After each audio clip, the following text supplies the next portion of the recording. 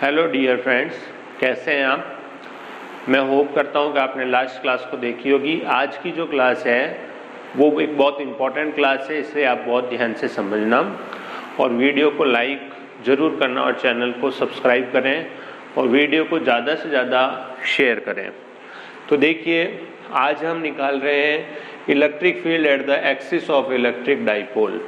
एक बहुत important point है ये, और इस पे बहुत सारे क्वेश्चन भी आते हैं और इसका प्रूफ भी पूछ लिया जाता है बोर्ड के क्लासेस में। ठीक है, तो आपने लास्ट क्लास में जो है डाइपोल पर टॉर्क कैलकुलेट किया था। आज आप जो है डाइपोल की एक्सिस पे इलेक्ट्रिक फील्ड निकालेंगे। तो सबसे पहले आपको ये जो टॉपिक है इसके डायग्राम को बहुत ध्यान से समझने की ज़रूरत है, बहुत इम्पॉर्टेंट है। आप इस डायग्राम के एक एक पॉइंट को ध्यान से समझिए। अगर आपको डायग्राम समझ में आ गया तो आप इसका प्रूफ आराम से कर जाओगे। ठीक है, तो सबसे पहले हम एक डाइपोल बनाते हैं। यहाँ पर मैं एक डाइपोल का फॉर्मेशन कर रहा हूँ। देखिए, डाइपोल बनाते वक्त आपको एक ट्रिक बता देता हूँ।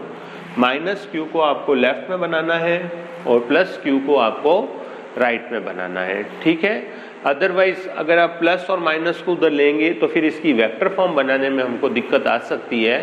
इसलिए हमें हमेशा इस कन्वेंशन को फॉलो करना है। ये कन्वेंशन रहेगा, डाइपोल का जो भी डायग्राम होएगा उसका माइनस उधर लेफ्ट में आएगा और प्लस जो होगा वो राइट में आएगा। अब मैं क्या करता हूँ, माइनस क्यू जो है ये जिस पोजीशन पर है उस पोजीशन को मैं ए लिख लेता हूँ और प्लस क्यू जिस पोजीशन पर है उस पोजीशन को मैं बी लिख देता हूँ। मैंने यहाँ पे ए और बी मार्क कर दिया है। डाइपोल का जो सेंटर है उस सेंटर को मैं सी से मार्क कर देता हूँ। आई थिंक आपको ये बात समझ में आई होगी। अब देखिए, सेंटर से लेके माइनस क्यू तक का जो डिस्टेंस है इस डिस्टेंस को मैं ए और सेंटर से लेके बी तक का जो डिस्टेंस है इसको मैं ए लिख देता हूँ, क्योंकि हम 2a बीच के डिस्टेंस को, टोटल डिस्टेंस को 2a मानते थे। हम यहाँ पर a लिख देंगे। अगर आप इसको पूरे को a मानते हैं तो कोई डरने की बात नहीं है, ये a/2 हो जाएगा, ये a/2 हो जाएगा। बेटर ये रहेगा कि बीच का जो डिस्टेंस है उसको 2a मानिए। अब हम ये जो प्लस चार्ज है इस प्लस चार्ज के आगे एक पॉइंट P मार्क करते हैं। मोस्ट इम्पॉर्टेंट पॉइंट बता रहा हूँ, इसको ध्यान से समझना और याद रखना। पॉइंट P और सेंटर के बीच का जो डिस्टेंस है वो R है। कई बच्चे R डिस्टेंस जो है उसको B से P तक का डिस्टेंस मान लेते हैं, जो गलत हो जाता है। सेंटर और P के बीच का जो डिस्टेंस है वो R है। प्लस चार्ज जो है इसका इलेक्ट्रिक फील्ड प्लस के परपेंडिकुलर आउटवर्ड होगा। प्लस चार्ज मैंने B पे लिखा है तो मैं यहाँ पर EB मार्क कर देता हूँ। देखो, ये एरो मैंने बाहर क्यों लिया है, क्योंकि प्लस का जो इलेक्ट्रिक फील्ड होता है वो आउटवर्ड होता है। और P पॉइंट पे अगर आप पूछोगे भाई माइनस का इलेक्ट्रिक फील्ड किधर होगा, तो टूवर्ड्स माइनस क्यू होगा, माइनस क्यू की तरफ जाएगा। तो जो P पॉइंट है इस पे हम अगर माइनस क्यू की वजह से इलेक्ट्रिक फील्ड मेजर करेंगे तो उसका डायरेक्शन जो होगा वो E होगा। तो ये मैंने आपको डायरेक्शन बताया। माइनस का जो इलेक्ट्रिक फील्ड है वो माइनस की तरफ जा रहा है और प्लस का जो इलेक्ट्रिक फील्ड है वो प्लस की तरफ जा रहा है। ठीक है, अब देखते हैं कि जब दो वेक्टर्स आपस में अपोजिट होते हैं तो हमें P पॉइंट पे इलेक्ट्रिक फील्ड निकालना है। तो अपोजिट होते हैं तो हमारा जो P पॉइंट पे इलेक्ट्रिक फील्ड होगा वो इन दोनों का सब्ट्रैक्शन होगा। अगर सेम होते तो ऐड हो जाता, अपोजिट है तो हमें इसको सब्ट्रैक्ट करना पड़ेगा। अब बात आती है कि कौन सा इलेक्ट्रिक फील्ड स्ट्रॉन्गर है। तो B से P तक का जो डिस्टेंस है वो कम है, तो B का जो इफेक्ट है वो P पे ज़्यादा होगा। तो मैं यहाँ पे आपको एक चीज़ समझाने के लिए लिख देता हूँ कि EB वेक्टर का जो मैग्नीट्यूड है वो मैग्नीट्यूड आपका EA वेक्टर के मैग्नीट्यूड से कम होगा। ये बात आपको समझ में आ गई होगी। तो EB वेक्टर का मैग्नीट्यूड जो है वो A वेक्टर के मैग्नीट्यूड से कम क्यों है, क्यों AB का वेक्टर का मैग्नीट्यूड ज़्यादा क्यों है, क्योंकि B जो है नज़दीक है और A बहुत दूर है तो इलेक्ट्रिक फील्ड जो होगा वो कम होगा। अब P पॉइंट पे जो इलेक्ट्रिक फील्ड होगा वो EB माइनस EA के इक्वल होगा। माइनस क्यों आया, क्योंकि दोनों अपोजिट है। और B में से A को माइनस क्यों किया, A में से B को क्यों नहीं किया? B बड़ा है और A छोटा है, तो बड़ी क्वांटिटी में से छोटी क्वांटिटी को हम माइनस करेंगे। हम यहाँ पे सिर्फ मैग्नीट्यूड निकाल रहे हैं, अभी इसकी वेक्टर की डायरेक्शन को हम असाइन नहीं कर रहे हैं। अब देखिए, हमने ये पढ़ा था लास्ट क्लास में कि कोई भी चार्ज होता है उससे जो डिस्टेंस होता है, मान लीजिए डिस्टेंस x है, तो इस पे जो इलेक्ट्रिक फील्ड होता है वो होता है kq/x²। ये हमने पढ़ा हुआ है। तो हमें B का इलेक्ट्रिक फील्ड P पॉइंट पे निकालना है। तो देखिए, अब आप दिमाग लगाओ कि यार B से P तक का डिस्टेंस क्या मानूं। तो देखो, B से C तक का डिस्टेंस है वो R है, और C से लेके B तक का डिस्टेंस है वो A है। तो जाहिर सी बात है कि B से P तक का जो डिस्टेंस होगा वो R - A होगा। तो मेरे पास में चार्ज दे रखा है और डिस्टेंस इस बार मैं x की जगह R - A लूँगा। आई थिंक आपको ये मेरी बात समझ में आई होगी। तो मैं यहाँ पे ले लूँगा kq/R-x²। ये बात समझ में आ गई। अब देखिए, मुझे A का इलेक्ट्रिक फील्ड P पॉइंट पे कितना होगा, उसकी इफेक्टिव वैल्यू क्या है। तो पहले तो मैं लिख देता हूँ चार्ज मेरा क्या है, Q।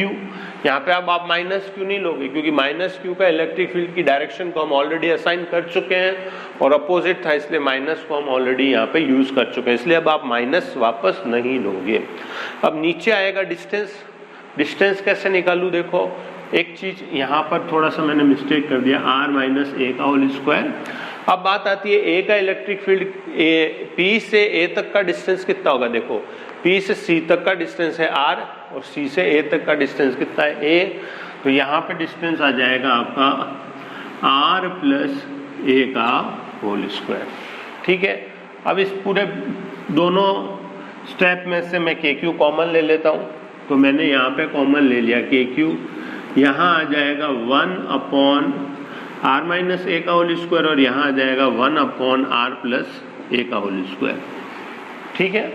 अब हम इसका एलसीएम ले लेते हैं, तो हमारा आंसर बन जाएगा KQ एलसीएम आ गया R-A²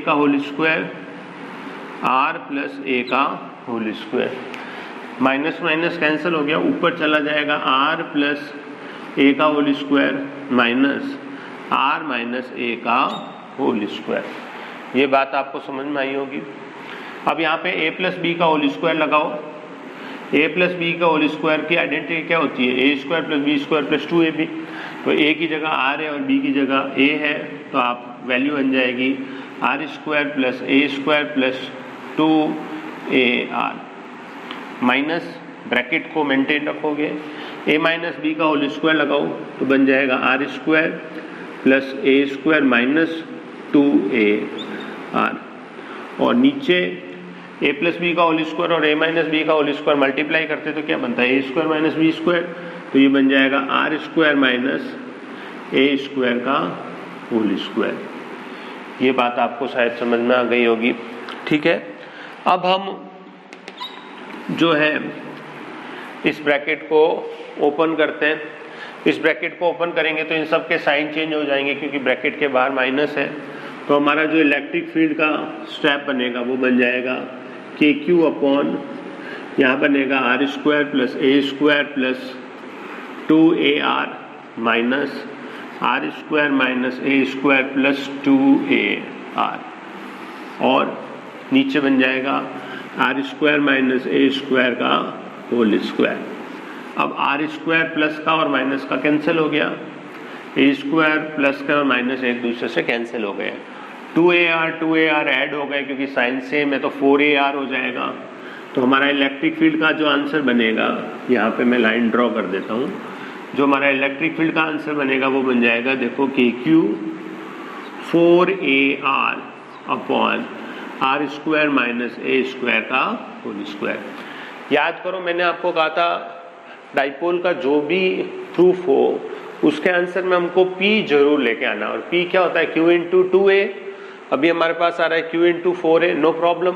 इस 4 को 2 × 2 की फॉर्म में लिख लो। तो मैं इसको ऐसे लिख देता हूँ, 2 KQ 2AR divided by r square minus a square का होल स्क्वायर। ये वापस वही स्टेप बनेगा, देखो 2 इंटू 2 मल्टीप्लाई होके 4 बन जाएगा।